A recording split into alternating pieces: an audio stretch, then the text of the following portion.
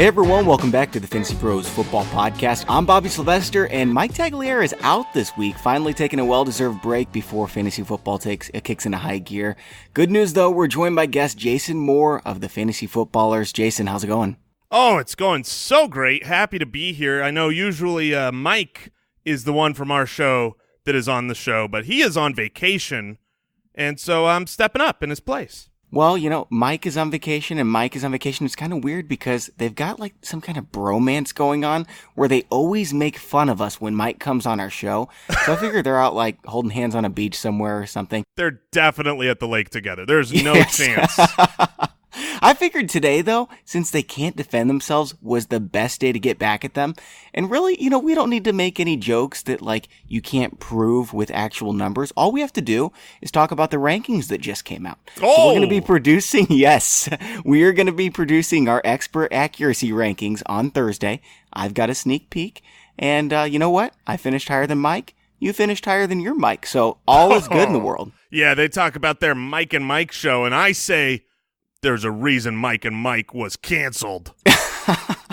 There's a reason they're on vacation. They were worried about the results coming out, and they knew, you know, just to stay away from Twitter when it came out. Yeah, good stuff. They actually both did really well. We just happened to do really, really well. So, well, we're here for the people. Actually, you know what? I'm just going to tell you right now on the podcast. You finished third out of 130. You did extremely well, man. Woo! Yeah, happy to hear that. That is awesome. And we are having the number one person come on our show later this week, so make sure to tune in for that. We're going to talk about his rankings. What we're going to do today with Jason is talk about players that we are going to be avoiding. They might be different players than one another, and maybe we'll have some good debates here, but since we both were really accurate, maybe we'll just agree on everything. Right. We're going to have the same list, clearly. So what we're going to do, we're going to talk about one or two quarterbacks, maybe three each, 4 or 5 running backs, 4 or 5 wide receivers, a couple tight ends that we are each avoiding. But first, I want to congratulate Jonathan from Texas for winning the signed DeAndre Hopkins jersey. I guess it works out really well that he's from Texas. And tell you all that we're giving away a signed powder blue Keenan Allen jersey with our next one from pristineauction.com. That's PRISTINE. Check out what they have for you. Some really cool stuff. And make sure to let them know Fantasy Pros sent you. That way we can keep doing our giveaways. If you want to enter this Keenan Allen giveaway, go to fantasypros.com/contest. All right, you ready to jump into this, Jason? Oh, yeah. Very ready. Let's go quarterback. I've got 2 guys that I'm definitely avoiding like at all costs. I want you to go first, though. Sure. I've got 3 guys on my list that generally I'm avoiding. The first one being the second quarterback taken off the board, Deshaun Watson. Yes. Do I think he's going to have a bad season? No. But do I think he is at all worthy of where he's being drafted as the second quarterback off the board ahead of the Russell Wilsons and Tom Brady's of the world? No, I don't. I think Deshaun Watson had an electric few games. You know, he had about 5 games where he was on fire, but that is the smallest possible sample size. He's coming into his sophomore season, coming off of an ACL injury.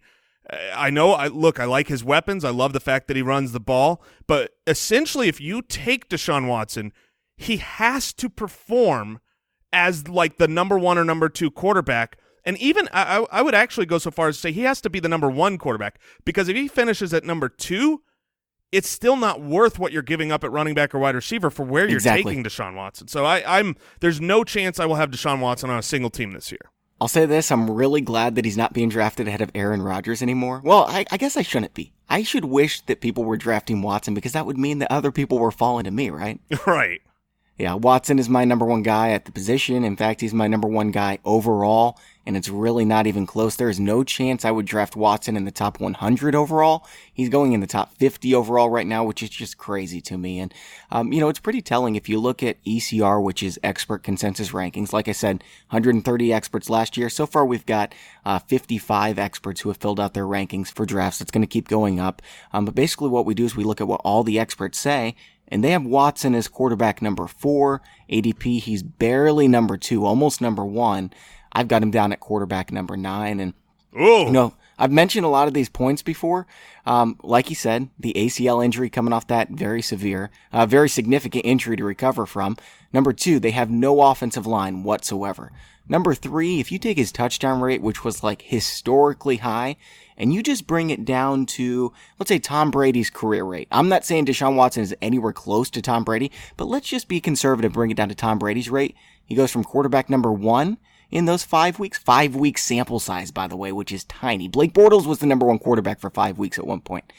But 5 week sample size, if you bring his touchdown rate down, he's quarterback number 8. Everyone thinks he was so great, it's just because of the touchdowns. Yeah, no, I mean, the touchdowns were out of control. They weren't replicatable, not on a long term. Unless you think that he's getting 50 touchdowns or, going to challenge, Peyton Manning's all-time record, he's not going to return value. Now, I still have him as my quarterback 3. Like I said, I don't think he's going to be a bad player this year, but for returning value, he's just a dead trap and never – if you take him, you will be weak elsewhere for nothing, for no reason. You're not gaining an advantage. I lied, by the way. I don't have him number 9. I have him number 8. Sorry about that, everyone. Somebody has him number 13, though. I'm really curious who this is here. Maybe they're just predicting injury or something. Yeah, I don't know. I mean, a lot of people think that he's got a high floor because of his running ability as well. But, I mean, coming off that injury, I'm not sure how much they're going to let him run either. He'll run. I still think he's going to be a solid performer. Yeah. Okay, who's your number 2 guy here? Since we had the same number 1, I'll let you build on it. Well, my number 2 guy I think is going to surprise you. I doubt he's on your list, but it's actually Drew Brees. Ooh, I like Drew Brees this year. I'm curious here. Yeah, the thing is, Drew Brees finished as a quarterback 1 last year, but if you had him, he was terrible for you. His percentage of games where he finished as a top 6 quarterback was virtually nil. He had so many games where he was a bust on a weekly basis. But if you factor in, think of it this way, right? He's as safe and solid as it comes, but he's never winning you weeks. If you stream off the waiver wire last year, you were going to outperform on a weekly basis what Drew Brees did. But because of his name, he is always going to be drafted very high. And the reality is the Saints defense and the Saints team as a whole has changed drastically. No longer are they in a place where they're down 25 points going into the fourth quarter, and now it's Drew Brees air it out time. You're right.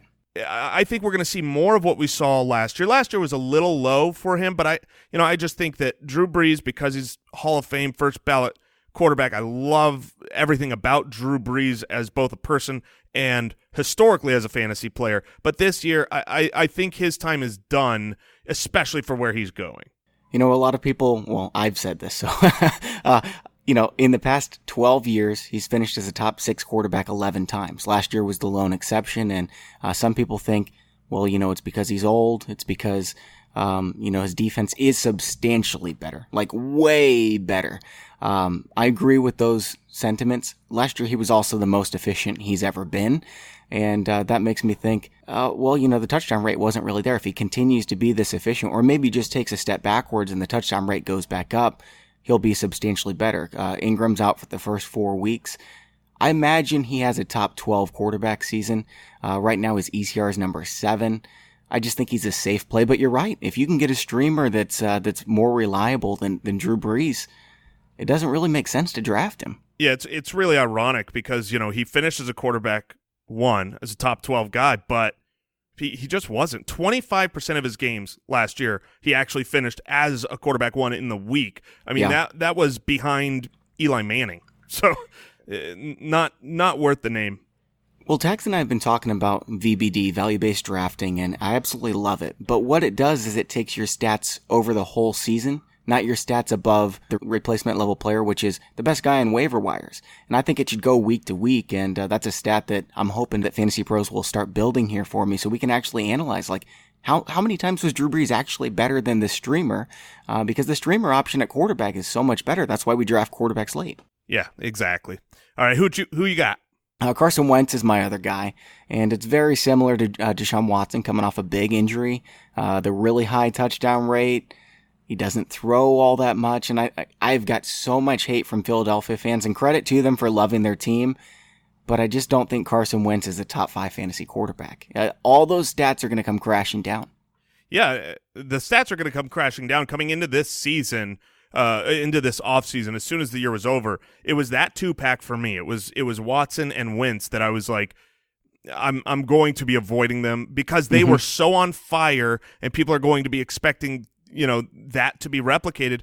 That being said, I've seen Carson Wentz in drafts fall to the 8th, 9th, 10th round in certain leagues. So I think people are they're not doing what they did with Deshaun Watson. It's not like you have to draft Carson Wentz as the first or second quarterback. I do expect a regression. That's true. But his ADP isn't too bad for me. So where would you take Carson Wentz? I mean, I don't really take any quarterback until the 10th round. So okay. if he fell to the 10th, sure, I would nab him up. Yeah. But the reality is I do still have other quarterbacks very late, a Phillip Rivers who's always going to be there when Carson Wentz is there that I have, confidence in. So we go at the Fantasy Footballers by tier-based drafting. And so the tiers would essentially dictate to me that if Carson Wentz is there in the 10th, there's probably so many other people there that I'm still going to go another position. Agree. Yeah. And I think Drew Brees and Phillip Rivers are a very similar type of quarterback. Same with Matthew Stafford, Kirk Cousins. You could get any of those guys. You could get Phillip Rivers, 13th, 14th round. So if you're just going for a safe quarterback that's not going to win you weeks, why not just wait and get Phillip Rivers or Matt Ryan? Yeah, no, I completely agree. I'm also all about that Big Ben this year with their defense. Ooh. How high do you have Big Ben? Is he up there by Cam Newton? I'm really, I've never been a Big Ben supporter, but I actually have him as my number 5 quarterback this year. Possibly the hardship there is the fact that I have him playing 16 games, which, he averages 14 games a season. Yeah. So, but if he plays 16, what we saw with Big Ben the second half of last year, minus the Jacksonville game. Well, you could say that about everybody. Yeah. Minus the Jacksonville game. So I think Big Ben is a guy that will go out and win weeks in major fashion for you. What do you think about him on the road? Because I know a lot of people can say, what difference does it make? It's still a football stadium. It's not like the weather is that different anywhere else, but it's such a big sample size. Are you worried about him on the road? Historically, certainly I am. The thing about Big Ben is that this last year, his home road splits were not what we've seen in the past. I mean, usually in the past, he's been a completely different player, home and away. But I think in 2017, you're talking about a guy who, it wasn't as drastic as in years past. Mm-hmm.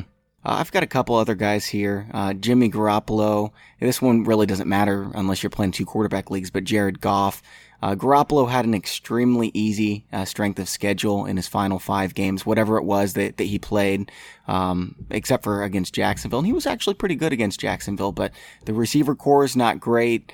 I'm just not as excited about Jimmy G as other people. His ADP right now is quarterback number 9. I'm not really buying that. And then Jared Goff, ADP number 11, which doesn't make sense. He wasn't a top 12 quarterback last year, and he still had a huge touchdown rate.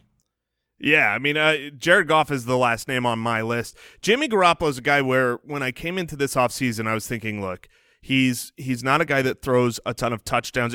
Kyle Shanahan's system usually rushes more touchdowns as far as You're right. by comparison to league average than passing touchdowns. So I was kind of against him. I was making a case against Garoppolo, but the more that I dug in and researched and looked at the stats and looked at historical data and some film, it was like, I don't think I want to plant my flag on that because he might just actually be really good. I have him ranked far lower than the 9, so than the 9th quarterback. So certainly he belongs. But Jared Goff is silly to me. I mean, you've got a team that was unfathomably outproducing what their expectation was last year. Jared Goff went from a guy that was already thrown away, just a bust because he was so bad the rookie year. I mean, so bad to coming around, turning around, and throwing almost a 6% touchdown rate. So many long touchdowns, too, to Gurley, to Robert Woods, to Sammy Watkins. That's the issue. That's the issue that we talk about in at the Fantasy Footballers is the fact that you look at Carson Wentz, and when he got in the red zone, man, he would target a guy, find a guy in the end zone, and he'd rifle it in there for a great score. But when you go back and watch every touchdown that Jared Goff threw, it's like, oh, there's a good screen pass that just went to the house. Those things aren't always replicatable. I don't see Goff anywhere near where he's being drafted right now. Now, this doesn't really fit with the topic, but I want to ask you because I know that you guys are Cardinals fans. That's right, by the way, right? That is correct. We are located in Arizona and unapologetically Cardinals fans. So I've recently come on to Sam Bradford in 2 quarterback leagues when I realized that he has the best quarterback rating of any quarterback in his past 16 games. Now, I understand he's injury prone, but when he plays, he gets Larry Fitzgerald, he gets David Johnson.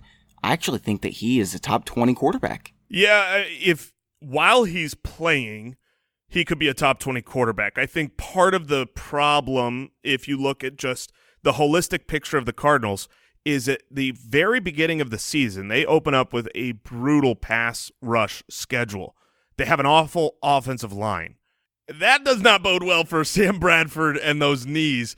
And then if you look at some of the quotes coming out of camp, Patrick Peterson talking about Josh Rosen just impressing the heck out of him. And, it's one of those things where I think the transition will be made. I have the split right now at 8 games apiece, but I'm questioning if that needs to move more in Rosen's favor. So while he's playing, the weapons are there. I think passing to David Johnson out of the backfield will be great. And what we saw, just go back and watch the film on week 1 last year with Bradford against New Orleans, and it's like a best all-time highlight. But yeah, I just don't think he stays healthy. Okay. Yeah, I think that you're probably right. But again, you can just stream. And what I'd like to do, in fact, is go ahead and get myself a Matt Ryan or some safe quarterback and then get Sam Bradford and Lamar Jackson. I figure by the time Bradford gets hurt, Jackson's going to take over and he's going to be awesome. Yeah, you know what you might be able to actually do, and maybe it's not as high-powered as Bradford would be, but I have been for quite a while a very big anti-Flacco proponent. However, so I'm all in on Lamar Jackson. I love him. I think he plays this season, but the only way that he doesn't play this season to me is if Joe Flacco pulls an Alex Smith, which is last year. You had a guy that just refused to throw down the field, refused to open really open the offense up in Alex Smith. Then they draft a rookie who comes in, gets a bunch of publicity, and now all of a sudden it lights a fire under him. You're right. He opens it up, and all of a sudden Alex Smith was a top 5 quarterback for fantasy. So Flacco has a deep ball, but he hasn't been throwing it lately, and he's also had garbage as far as weapons. Not that they're that good this year, but he does have. They're much better. He's not going to be throwing to Benjamin Watson as his number 1 target, right? Yeah, exactly. I don't even think Brashard Perryman makes the team. Yeah. If Joe Flacco surprises and is actually a serviceable guy, then if you do the Flacco Lamar Jackson stack, if he sucks, you're going to have Jackson sooner rather than later. If he doesn't suck, then you got a quarterback that doesn't suck. Yeah, I definitely think that's possible. We saw him play great in the playoffs. His regular season record is, his stats really aren't that impressive, but he's got the big arm. I could see it happening. Last year he was playing. The first 2 weeks, they hardly threw the ball at all because he had that back injury he was dealing with. I bet he dealt with that the entire season because they didn't let him actually recover. Yeah, and you could see that in the game because of how much he sucked. Yeah, same with Derek Carr, too, last year. All right, well, we're going to move on over to running back here in just a second. But first, I want to tell you about the sponsor of today's show, Leesa Mattress. And they sent me one of these mattresses last year. They sent one of Tags, too. And, when we got it, we were just so pumped. Like, oh, man, we get a mattress. This is awesome. And the mattress was so much better than I could have ever imagined. Like, okay, there's so many things about this mattress that are great, but I'm just going to tell you about one thing that really stood out to me that I didn't even think was possible. So when you're putting a baby to sleep, you have to roll off the bed really slow so the baby doesn't get up, right? If they hear you moving, they get up. On the Leesa mattress, if you move on one end of the mattress, the baby sits completely still. You can just put your cup filled with water on the mattress next to you, and it's not going to spill if you move at all. If you move even quite a bit, it's not going to spill. This mattress is so comfortable and I love it. A quality night's sleep helps you recover from distractions faster, prevents burnouts, make better decisions, improve your memory, and overall make fewer mistakes. It's not marketing, it's science. To design a better mattress, Leesa leveraged 30 plus years of experience and hundreds of hours of testing to develop the perfect mattress for all body shapes and sleeping styles. Leesa's mission is to provide a better night's sleep for everybody through their 110 program. They donate one mattress to every 10 they sell. That's more than 26,000 mattresses and counting. Leesa strives to leave the world better than they found it, but that doesn't stop with mattress donations. Together with the Arbor Day Foundation, Leesa plants one tree for every mattress they sell and are committed to planting 1 million trees by 2025. Don't miss these savings. Get $160 off a Leesa mattress at leesa.com/fantasypros. That's LEESA.com/fantasypros. All right, so let's move on over to running back here, Jason. And who's the first person who stands out to you as overrated here? The first person that stands out to me as overrated is Derrick Henry. This is a guy who was obviously super highly touted coming out of college. Everyone was expecting DeMarco Murray to be irrelevant, and then it turned out DeMarco was who they preferred, and they used Derrick Henry surprisingly on third downs and other situations. And now DeMarco Murray's out of the way, and so I think people have gotten crazy thinking it's going to be the Derrick Henry show, and he's going to get all the goal line, he's going to be involved, he's going to be DeMarco Murray, and they're not giving enough credit to Dion Lewis, who they made one of the higher paid running backs in free agency this offseason. They brought him in, and if you actually look at the snap splits career-wise of both Derrick Henry and Dion Lewis, there's this facade that, well, Derrick Henry is a first and second down back, and Dion Lewis is a third down back. Yes, Dion Lewis can catch the ball incredibly well, but he's actually had the majority of his snaps on first and second down over his career, and I will not be surprised if Dion Lewis gets the bulk of the carries. I'm not projecting that, but I wouldn't be surprised, and he is most certainly going to be the primary pass-catching option, which we all know, even when you're looking in standard, let alone half-point or full-point PPR, a pass is worth more than a carry, and so you've got Dion Lewis going several rounds later. I don't think Derrick Henry is going to pay off this season, and if you just look at statistics from last year on Derrick Henry, sometimes they look good. You're like, oh man, you could find some things that look really good. But if you remember he had two different games where they were running the clock out. Basically, they just needed a first down and they win. And so it's kind of like a goal line stand. They're on their own 20 or 30-yard line, and he gets the first down. So the game's over. He could sit down on his bottom, and the game is over. The defense basically gives up, and he runs for like a 70-yard touchdown to end the game. And that happened 2 times where it was on it's like, okay, that you want to talk about padding the stats. If you take those 2 plays out, which you cannot rely on and are very fluke weird plays, his stats aren't that great. So I think Derrick Henry is going to be a little bit overblown. He's definitely overpriced to me, and I would much rather wait a couple rounds, grab Dion Lewis. Everybody remembers how great he was in the playoffs. I mean, do you remember they were playing like prevent defense, because who in their right mind would run the ball down 20 in a playoff game? Right. You know, when the offseason started, I was setting my rankings, and I had Derrick Henry as an RB1 because I thought, okay, they're finally going to give it to him. We'll see what he has, and he's just going to get so many touches. But then they brought in Dion Lewis. Right now, his ADP is RB17. I wouldn't draft him as a top 25 running back. I think Dion Lewis, they paid all that money to bring him in, and what you said about the first and second downs, that's who Dion Lewis is. They want Dion Lewis to be their starting running back. At least it seems that way. So for now, I'm not drafting Henry. I'm not drafting Lewis either because I don't exactly know, and there's just other players I like, but I agree. Derrick Henry was definitely one of the names I was going to mention. Yeah. All right, who else you got? Well, another name I've been mentioning, and Tags hates me for it. He wants to do some bet against me because I think Joe Mixon is going to be a bust again. He was drafted in the 3rd round last year, and I know he was hurt. I know he was a lot heavier, but he was just an absolute bum. And remember that Gio Bernard was a top 12 running back when he took over last year, and he took over because Mixon was hurt, but I just don't think they're going to give all the touches to Mixon. Everyone says Mixon's going to be a workhorse. Yeah, he was for a couple games, and he was a dud. He had like one good game in there, so I don't understand drafting him in the 3rd round. I get the upside. He could be a top 5 running back, but I'm not playing that game. Yeah, man, I can really see both sides of it, because when you look at once he actually became the workhorse and kind of took over in week 9 and was given that opportunity after Jeremy Hill was out of the way and all of that, because a lot's made of like how inefficient he was as a runner.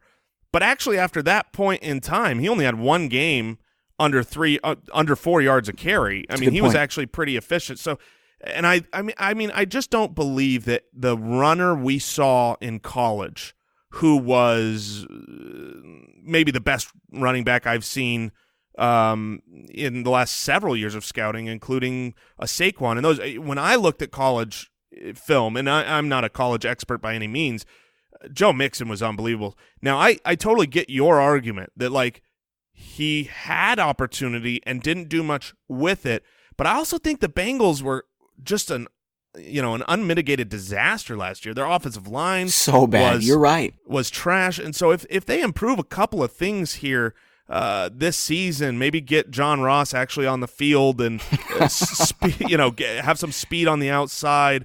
I will be drafting Mixon. I don't see him as a guy unworthy of drafting, but he certainly is a bust candidate. He could just flop and be what he was. If he was what he was last year, then certainly he could. But like you said, there's not a lot of guys going where he's going that have the potential to be a top 5, and that's why I'm willing to kind of go in with him. It wouldn't surprise me at all if he outperforms Alvin Kamara this year. Ooh. And that sounds weird for someone I'm not drafting, but I just think it's more than likely you're wasting a 3rd-round pick on someone who he's such a polarizing player. And I get the other side, but I'm not touching him. There's just other guys I like more. Like, would you rather have Joe Mixon or Christian McCaffrey, who's super solid every week? Yeah, if it's a PPR, I'd definitely choose McCaffrey. Okay. If it's standard, I'd probably go Mixon. So they're very close to me. Okay, what about like Jordan Howard, LaShawn McCoy? Would you rather have Mixon than those guys? Yeah, that'll lead me right into my next guy, which is LaShawn McCoy. Yes. I'm just avoiding him. Every single draft that I do, whether it's a mock draft or a real draft, whenever someone takes Shady ahead of me, I am so relieved, because according to my rankings, I like him. I've statted him out. If he plays 16 games, it's one of those things where it's like, man, how does he not touch the ball 315 times?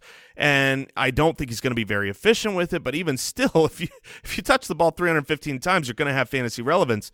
But all the flags in the world are pointing towards this could be the end. I mean, you're on a putrid team. Sorry, Buffalo fans. I know you're your playoff team. They were like negative 150 in point differential last year. Exactly. Yeah, we could say you were a playoff team, but you got to watch the tense there, because you are not a playoff team. You've got, the offensive line, the left side of that line is just gone, retired or traded. I don't believe in Josh Allen or A.J. McCarron as a quarterback to relieve any pressure. So you're a Nathan Peterman truther? Is that what you're saying, Jason? No, he was third to me on that list. No, I am an anti-Buffalo quarterback truther right now. So look, Shady, he's proven it. He's had doubters before, and he always proves them wrong. Could he prove me wrong? Absolutely, but I'm avoiding him because he's old. He's got a ton of mileage on the legs. He's going to be on a team that is down, a team that is not able to run in the fourth quarter, a team that I don't expect to have much scoring volume. It's like, okay, what are they going to average per game in Buffalo? How are they going to move the ball down the field and score? I just don't see it. So for those reasons, I'm out. I've got him RB17. He's a name I was going to mention as well. I mean, you look at his game logs last year. In 16 games, he had 8 games where he wasn't even an RB3. How does that happen? If you're a workhorse, how does that happen? He had the lowest yards per carry of his career. I mean, you started to see the beginning of the end, and then as soon as the offensive line left, I can't put my chips in that early. Yeah. I mean, if he drops several rounds, then of course I will. We've seen this over and over and over again with running backs in fantasy football, and it's just time. It was time last year. Yeah, it might have been. All right, my next guy is going to be even more controversial than Joe Mixon, but I am not touching Leonard Fournette this year. Oh, them's fighting words.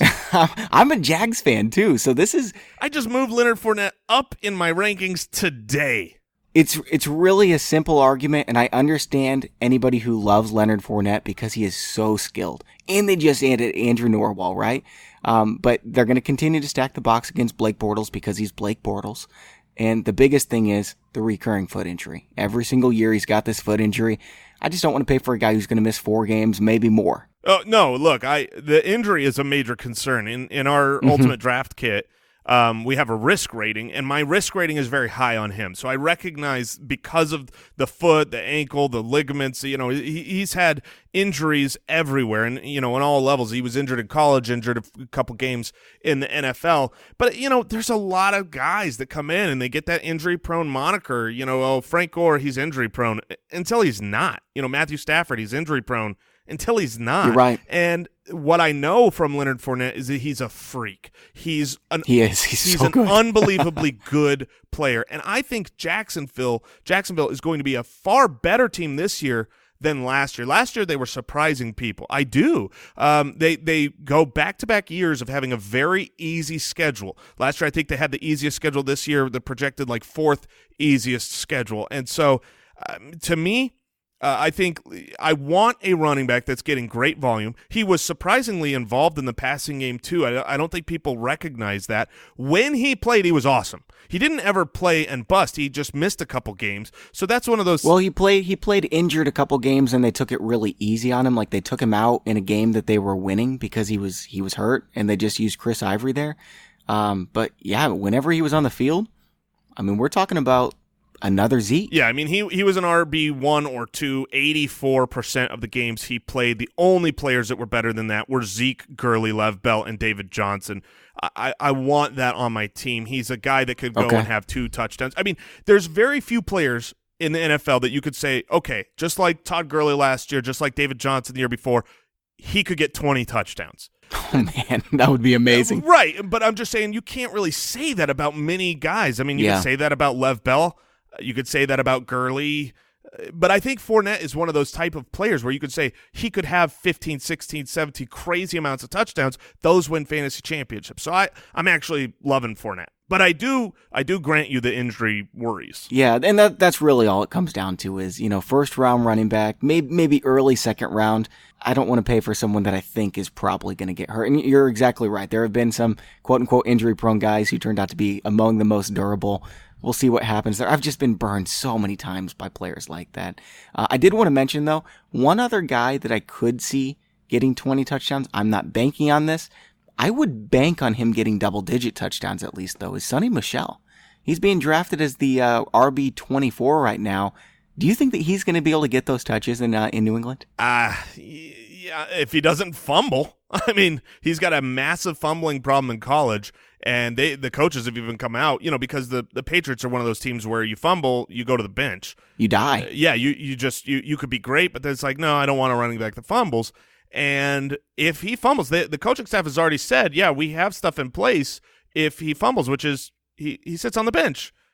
So that's scary. That's pretty scary to me, yeah. What kind of upside do you think he has, though? Like, let's say he doesn't fumble. Upside, if he ends up getting the workload, a lot of times people think that the Patriots running backs are just massive committee, but you look a couple years ago, LeGarrette Blount was an extreme volume play for fantasy. I think if he ends up in that 55-60% running back market share, then he could be a top 12 running back at the end of the season. The issue with New England running backs is it's hard to predict which weeks. A lot of times you're wrong. You're exactly right. Yeah. The biggest things here, though, is that if you look at the Patriots' goal line carries within the 5, carries within the 10, carries within the 2, the Patriots outpace everyone so much that the difference between number 1 and number 2 every single year is almost as big as the difference between number 2 and number 20. So he's going to get a ton of goal line carries if he's the guy. Some are saying it's going to be James White, some Rex Burkhead.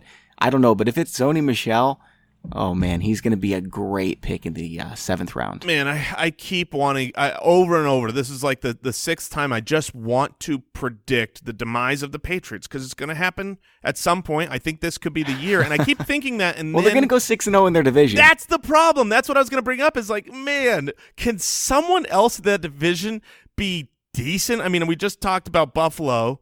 And Miami and the Jets. I mean, Buffalo. Those are the 2-3 worst teams in football. Yeah, I mean, Buffalo. I just disparaged them. Apologies, Buffalo fans.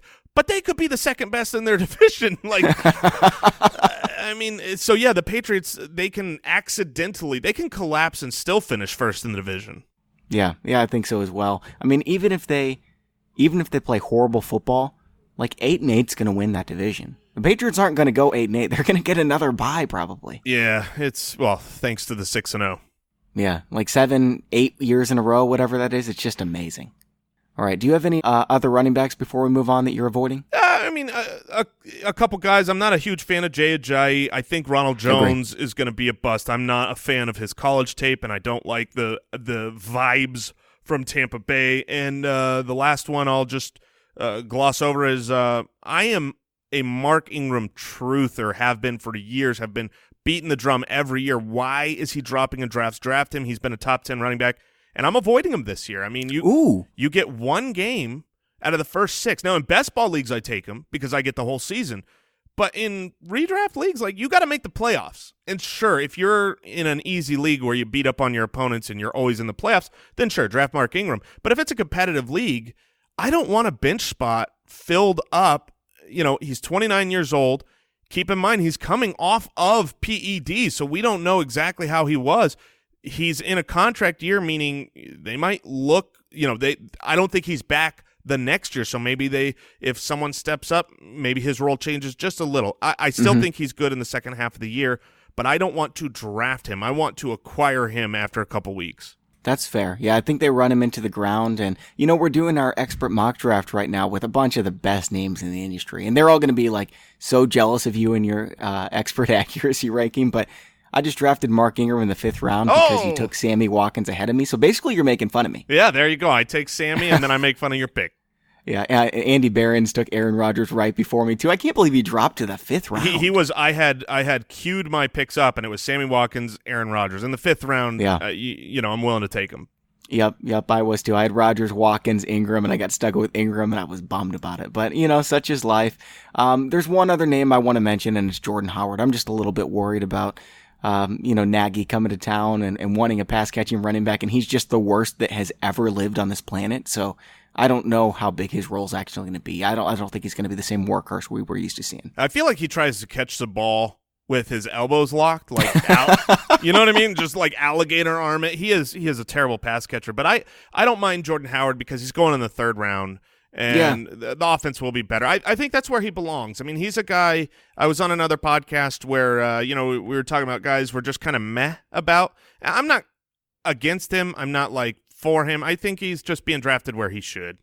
I guess I'm not going out of my way to avoid him like I am with LaShawn McCoy. It's just I'm not having any shares of Howard because there's other guys I like a lot better in that range. Yeah, that's fair. All right, wide receiver. Do you have one for us that you're avoiding? A wide receiver? Yeah. I've got, definitely have some wide receivers I'm avoiding. Josh Gordon, I mean, I am avoiding for sure. So you're on that side of the fence, huh? His ADP right now is 16. Yeah, depending on where you're looking. So, like Fantasy Football Calculator, obviously you guys are going to use Fantasy Pros. Their average draft position in PPR, he is the 12th wide receiver being taken.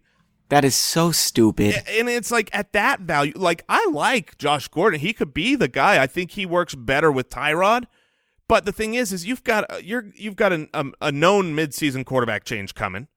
You still got the Browns. You actually have targets to go around. I know you can go, well, Josh. Hey, what's he going to get, 90 targets? Yeah, Josh Gordon was on the Browns, and he was the fantasy wide receiver number 1. But that was when it was Josh Gordon and no one else. Now you got Duke Johnson and Jarvis Landry and, Corey Coleman. So I just think, how is he going to capitalize on that and finish as a wide receiver 12? So he's a guy. It's funny. Depending on where you're looking, I have a 3-pack to me at wide receiver 12, 13, and 14, Josh Gordon, Tyreek Hill, and T.Y. Hilton, where I just don't like their values there. So many changing things happening. With T.Y. Hilton, I'm basically avoiding all Colts until I'm not doing any this year. There is absolutely no sympathy, no projection of health. He's playing all out in the preseason, or I'm not drafting Colts. Yeah, I think that's totally fair. I'm fine with Hilton, like for best ball leagues right now. I'm taking a chance because if he's healthy, if Andrew Luck is healthy, obviously T.Y. Hilton's fine. He's a wide receiver. He's a top 10 wide receiver. With that said, it's amazing how big of a difference Andrew Luck makes. It makes you wonder how good he actually is and just how good Ryan Grant could be in this offense. Yeah, I wanted to make a case for Ryan Grant a few weeks ago when we were looking at kind of those sleeper picks. And when I went back and researched a healthy Andrew Luck every season that he played well and who the wide receiver 2 was on the team, I couldn't believe it. There was like no top 50 wide receiver. He uses his wide. How? I know. Well, he uses tight ends a lot. It was Kobe Fleener and it was Dwayne Allen, and now he's got Eric Ebron and Jack Doyle and T.Y. Hilton, and then the running back. So you're talking about maybe the 4th or 5th option in the offense, and that's just not going to get it done. I was surprised too. I was like, how? He was the quarterback 1. He's the quarterback 4. How is his wide receiver 2 not good? Because you look at most great quarterbacks. Aaron Rodgers. You want that wide receiver 2. You want the wide receiver 2 on so many of these different offenses. But I wrote down Ryan Grant, started to make a case, and then I went, okay, undo. I can't make the case. That's a really good point, and it makes me really sad. Yeah. I kind of wish you hadn't brought it up so I could just, continue to draft Ryan Grant and be so proud of myself. Yeah, edit it out of the podcast. It never happened. Yeah, that way nobody has to know about me being wrong on that one. Okay, here's the first one that I'm avoiding. You actually mentioned him. It's Tyreek Hill. And Tags and I have been beating this drum all preseason. We're going to continue to do it. I'm going to start yelling louder and louder if people don't start listening to me, and I don't know. I mean, I don't really think I'm have a big enough voice to be an ADP changer, so I don't know how I would know if people were listening to me, but Tyreek Hill needs to stop being drafted as a top 10 wide receiver, people. This is absolutely nuts. It really is. I mean, I think I saw Scott Barrett tweet out something about how in the modern era since 2000, he's pretty much the largest outlier when it comes to fantasy finish versus targets. He's, he has not had another wide receiver opposite him worth anything. Sorry, Albert Wilson truthers. And now Sammy Watkins comes into town. You have a quarterback change. There's so much going on where, if I'm drafting a top 10 wide receiver, here's what Jason Moore, I'm drafting, I want to know I get 130 plus targets. Like that's what I want to be able to project. And what's Tyreek Hill's cap? Like 100 targets? Yep. Yeah, last year he was at 97, right? And they bring in Sammy Watkins. Yeah, so, I mean, it's going to be hard to replicate all. Now, he'll have his big games because people can't catch him on the field. But, I agree. I mean, he's definitely on my list of overrated right now. I would much rather get Sammy. Yeah. I mean, I've seen him drop to the 7th round. I mean, I just drafted him in our other expert league. I think he matches. His ADP is 26, and yeah, I'd rather have Sammy Watkins than Tyreek Hill too, which is crazy. I mean, if you want someone who's going to have a big game every once in a while, Marvin Jones is being drafted ADP 25, and he was better than Tyreek Hill last year. Right. It's just, I don't understand this. The touchdowns are coming down. The targets are coming down. Everything is coming down. Patrick Mahomes is nowhere close to Alex Smith level.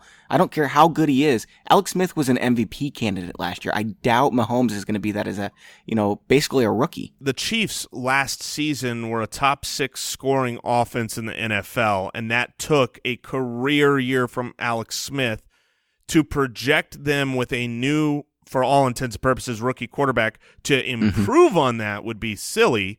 To stay the same would probably be just defying the odds, and to take a small regression would be the probability leader. So, it's tough because he was so touchdown dependent.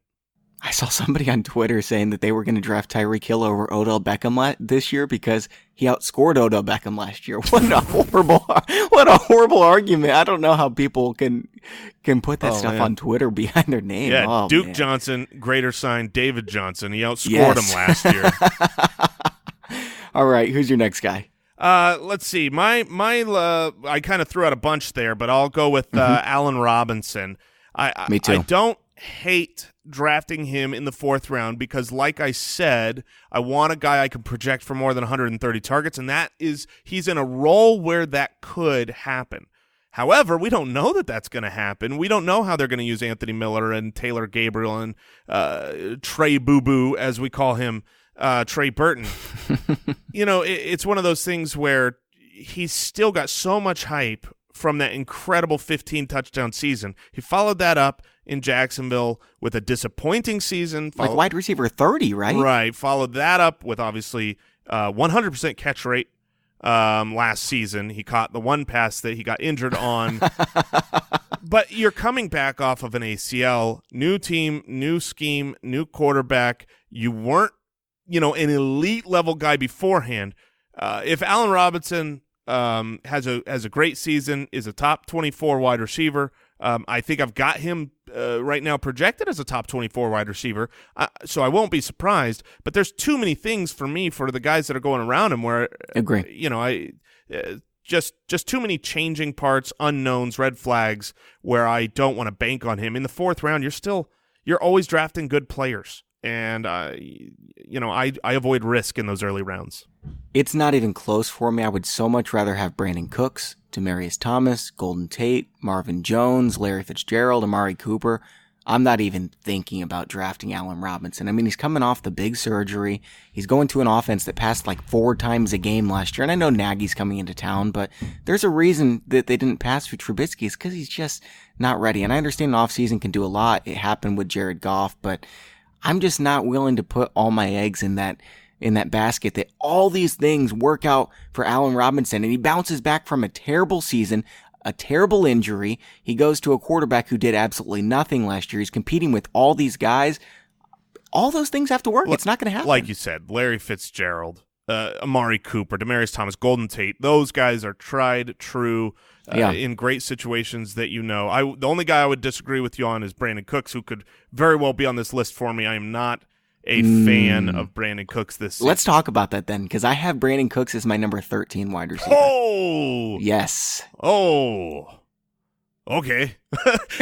So, you look at what he did the past 2 seasons, and he was in similar situations where he had a bunch of people to compete with. In fact, more people to compete with than he has in Los Angeles. And a lot of people... There's no way you could say he was in similar situations with more people to compete with for targets. People got injured last year. Chris Hogan was gone. Malcolm Mitchell was gone. Everybody got injured before the Gronk, season. Though, and Tom Brady passes to his running back so much. And Julian Edelman was gone. It wasn't a good offense for Brandon Cooks to be in. Prior to the season, it looked like, he was going to have to compete with a lot of targets, but he didn't actually. It was Gronk and him. And then, back in the day with you've also got Drew Brees and Tom Brady who've been throwing him the ball. Now you go to Jared Goff, who both of us just said is overrated. Mm-hmm. You've got, his number 1 target could very well be Cooper Kupp this season. It could very well be Robert Woods this season. You've got Cooks as basically a field stretcher. And if you look at last season, Sammy Watkins was there. He didn't get a ton of targets. So I think you're going to see something that you've never seen from Brandon Cooks before, which is he's not the clear-cut number 1 outside wide receiver for sure. And he doesn't have a Hall of Fame quarterback throwing him the ball. He doesn't separate a lot. So, I worry. He's one of those guys where, and we disagree within the fantasy footballers. I know Andy is on Cooks. He's more where you're at. I am very much I don't think I'll have a share of Cooks this season. Okay. He's past 3 seasons, wide receiver 12, wide receiver 8, wide receiver 7, and he's still just 24 years old. Yeah, those things are true. Can't argue with that. And the things you said are true as well. I understand. That's why I laughed about it when I said it, is because it's a controversial thing to believe. But, Sammy Watkins came right before the preseason. He hardly knew the playbook. He was out there. And, this is a guy who thinks the earth is flat. Okay? No, he doesn't. Yes, he does. No. Or he's just making it up. Like I think he's got to be doing it for like publicity or something. Yeah. But either way, someone to say that, pretty stupid dude, right? So I think he had a hard time learning the playbook. Brandon Cooks is, I think he's going to be fine. He's got the whole off season. I think he becomes the guy, and I'm not drafting Kupp or Robert Woods as a result of that. Oh, I think Kupp. Cooks is so much better. Yeah, but okay, so Kupp could be the one, or Cooks could be the one, but one of those guys are getting at the very end of a draft, and one you've got to pay up for. That's true. And we just named all those other great wide receivers that I could pivot to where Cooks is going. So that I'll take a cup of Cooper, please. For what it's worth, Cooks is going wide receiver 17. ECR has him down at 22, so the experts don't like him as much as the general public. There you go. All right, and you're next year, Jason. Who do you have? The last guy on my list I'm not like super against this guy, but Corey Davis is, to me, he's just one of those guys where it's like, I feel like they're going to spread the ball around a lot. I'm actually a fan of the Titans this season. I like Mariota, so you think, well, how do you like Mariota? And you're kind of cold on Corey Davis. Corey Davis didn't show a ton. I realized he was injured early. He was, we talk about getting into the playbook, and he did show up great in the playoffs.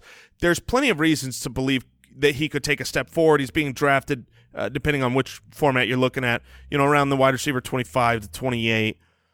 I'm okay with him there because, if he finishes a wide receiver 2, he should. He was a top 5 NFL draft pick.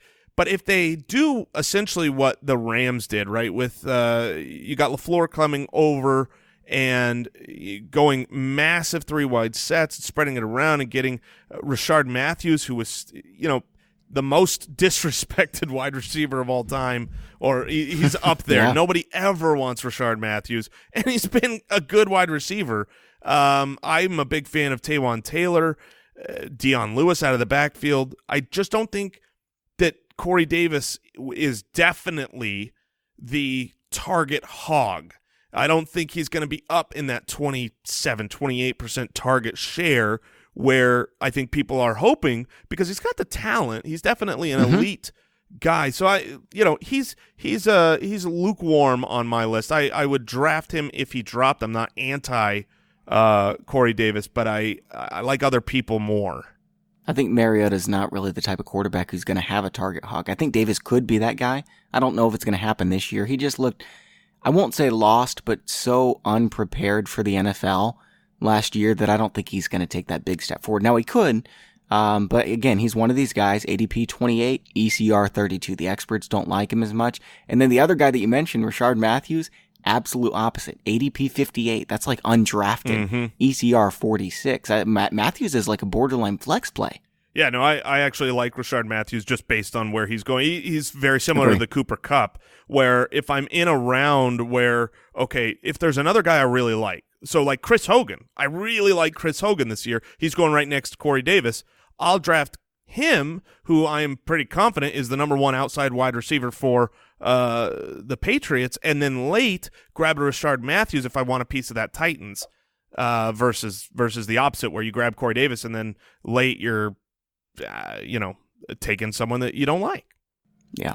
I've got 3 more guys. I actually had you go like 2 or 3 times in a row on accident. I don't know why, but okay, so I'm just going to say them in order here.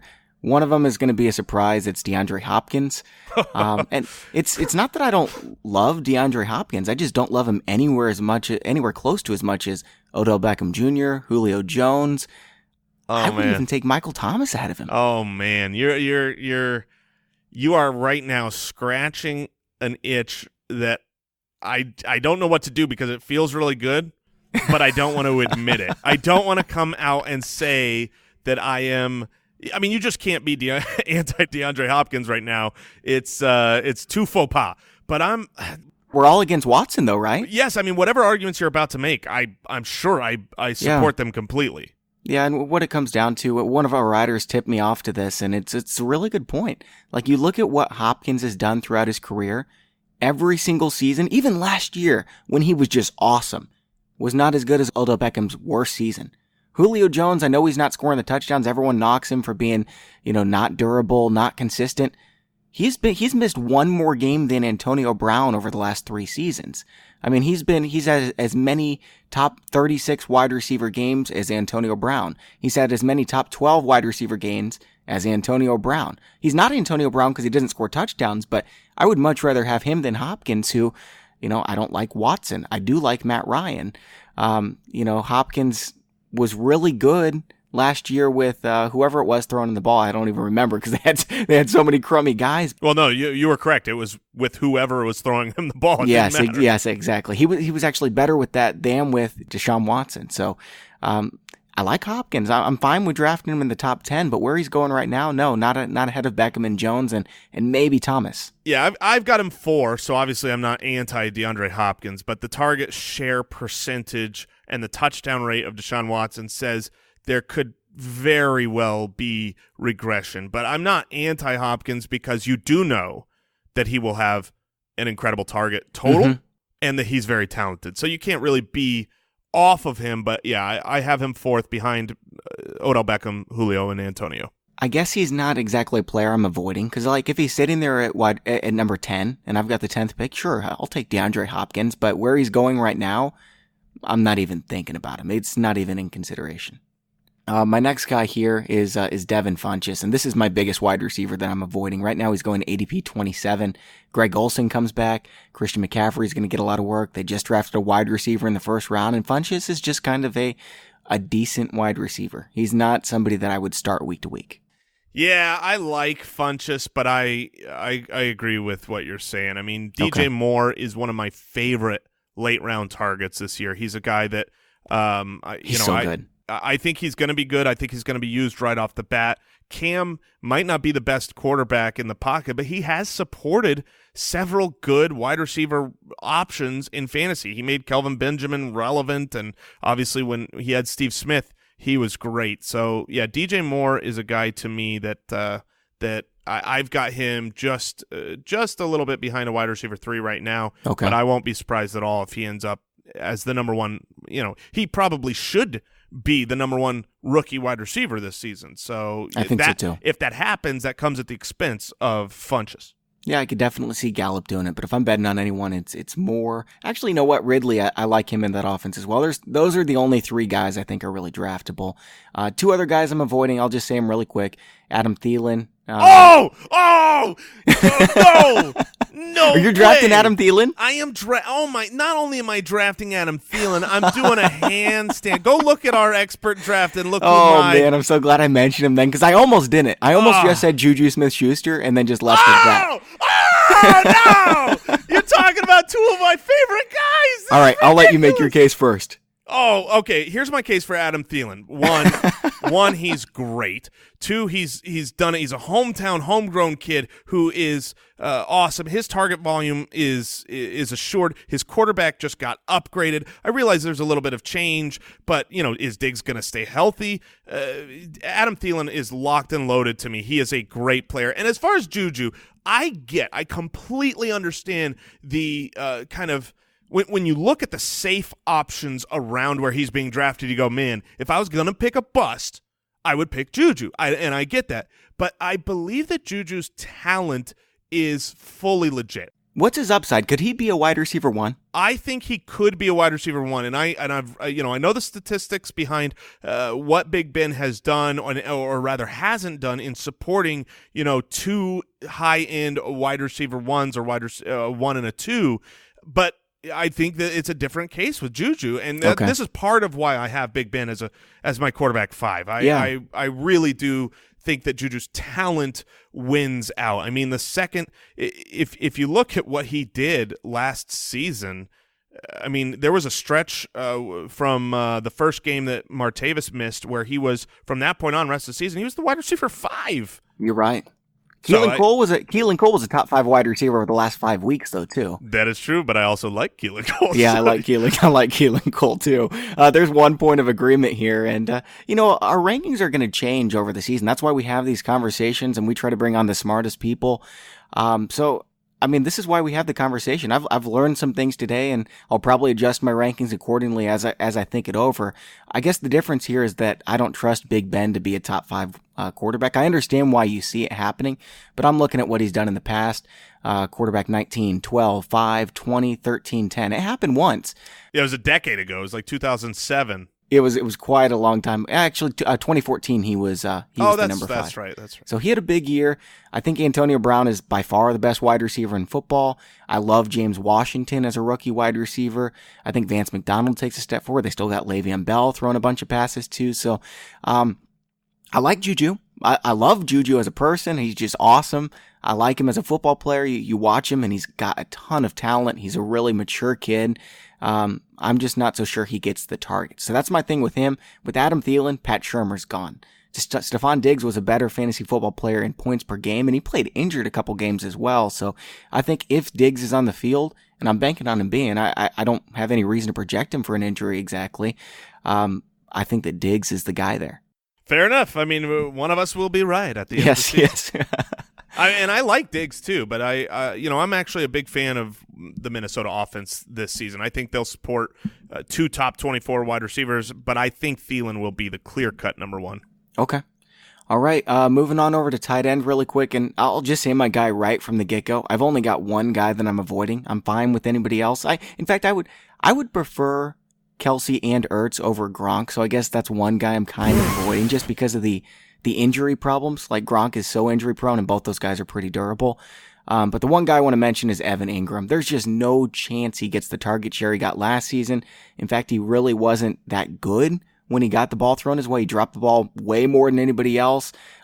He barely outscored O.J. Howard last year, even though O.J. Howard had like 50 fewer targets. Yeah, Evan Ingram was not efficient last year. That's the one reason, surprisingly, that I have backed away from my anti-Evan Ingram takes, is that when I look at his target volume definitely going down, I also realize that his efficiency will almost certainly go up because he is a quality receiver, but he was so inefficient. And I think part of that was the fact that he was like the main weapon on the field. Now, I think his efficiency is going to open up. But I get the arguments against him. My one guy is Jimmy Graham.